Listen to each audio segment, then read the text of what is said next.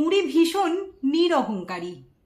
মুড়ি দেখলে, মুড়ি স্পর্শ করলে, মুড়ি চিবোলে মনের অহংকার নাশ হয়। কলির এই ক্লাইম্যাক্স কালে হরিনামের চাইতেও শুদ্ধ চিত্ত হওয়া সম্ভব মুড়ির মাধ্যমে।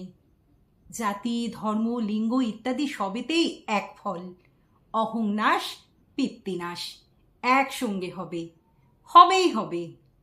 মুড়ি শুধু খান, তরকারি দিয়ে খান, জল ঢেলে খান, চানাচুর ইত্যাদি দিয়ে রাজসিক গুণে মেখে খান, মুড়ি না বলবে না, সবেতেই সে রাজি।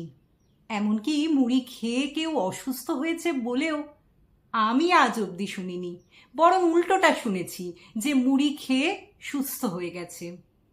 বাড়িতে বসে খান, বেড়াতে গিয়ে খান, মাঠে বসে খান, স্টেশনে দাঁড়িয়ে খান, ট্রেনে বসে খান, সবেতেই হবে। মুড়ি মহমুদগড়ের মতো কাজ করে।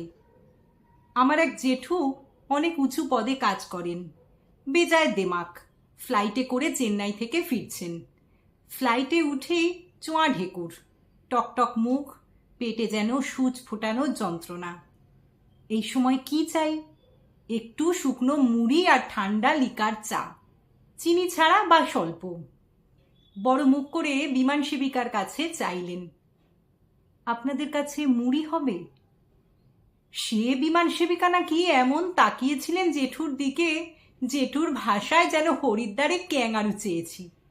জেঠুর প্রাণ এদিকে যায় যায়, কোনো মতে প্রাণ নিয়ে নামলেন। নেমেই সেই প্রথম জেঠু অটোতে উঠলেন, নইলে ফ্লাইট থেকে নেমে উনি কখনো অটোতে চড়তেন না।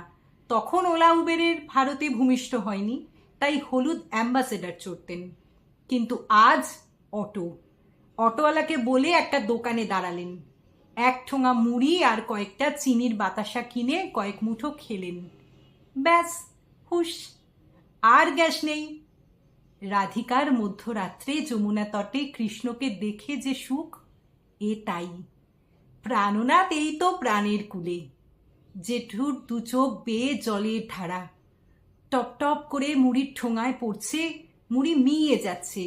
জেঠু ঠোঁট ফুলিয়ে ফুলিয়ে ফুপিয়ে ফুপিয়ে নিঃশব্দে কাঁদছেন আর খাচ্ছেন, খাচ্ছেন আর কাঁদছেন। সেই গ্যাসাসুর নিজের সমস্ত ঔদ্ধত্য ত্যাগ করে ক্রমে ইংরেজি ভাষায় নিন্দিত নিম্নদ্বার দিয়ে বেরিয়ে কলকাতার বায়ুতে মিশে যাচ্ছে। বলেছিলাম না, মুড়ি অহংনাশী।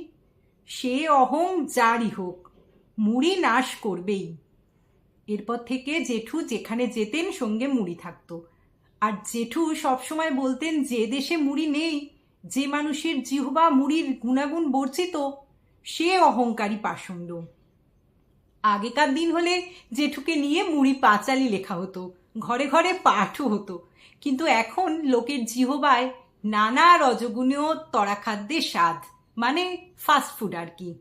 তাই পাঁচালি আর লেখা হলো না।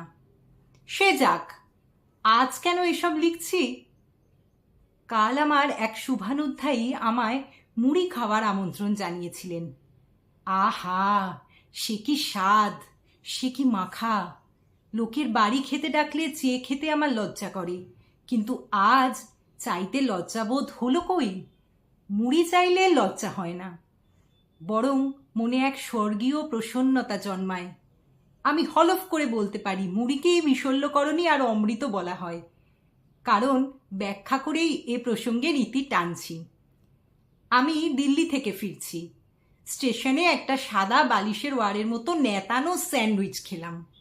দুরন্ত এক্সপ্রেসে চেপে বসলাম, কিন্তু কয়েক ঘন্টার মধ্যেই বুঝলাম যতক্ষণ সিটে থাকা আমার ভাগ্যে তার চাইতেও বেশি থাকতে হবে শৌচালয়ে। যাই আর আসি, আসি আর যাই। টিটি আমার দেখা পায় না, আমিও টিটির না। পাশের সিটের লোক আশ্বস্ত করে বলেন, উনি আছেন, আবার নেইও, মানে নেই আবার আছেনও।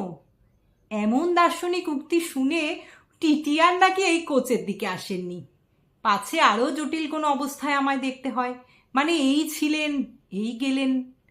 যা হোক, সে যাত্রায় কে আমার প্রাণ শরীরের বাঁধনে আটকে রেখেছিল? এক ব্যাগ মুড়ি, থুড়ি এক প্যাকেট। জলে ভেজাই আর কিছুটা পান করি, কিছুটা চর্বণ। সেইতেই ধীরে ধীরে সে প্রবল গোলযোগের হাত থেকে রেহাই পাই এবং দুরন্ত এক্সপ্রেস আমার জীবন্ত দেহ নিয়েই হাওড়ায় ঢোকে। ভালো থাকুন, সুস্থ থাকুন আর মুড়ির গুণাগুণ আরও 10 জনকে জানান।